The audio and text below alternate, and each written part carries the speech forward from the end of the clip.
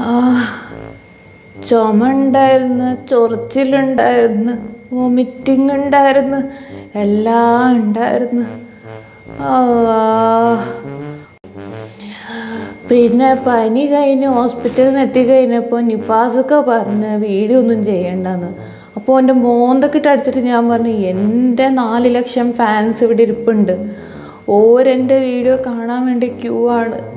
അതുകൊണ്ട് ഞാൻ ചെയ്യുന്ന എല്ലാ വീഡിയോയും തമാശ ആയതുകൊണ്ട് ഞാനിനി തമാശയായിട്ടുള്ള ഷോർട്സും കുറേ വീഡിയോയും ചെയ്യും. എൻ്റെ വീഡിയോ കണ്ടില്ലേ ഞാൻ ഭയങ്കര തിരക്കായിരിക്കും കേട്ടോ. ഇപ്പോൾ വീട്ടു ജോലിയൊന്നും ഞാനല്ല ചെയ്യുന്നത്. മാഷാ അല്ലാഹ്, ഇക്കാക്ക് പണിക്കും പോകണം, എൻ്റെ കാര്യങ്ങളും നോക്കണം. അല്ലോ.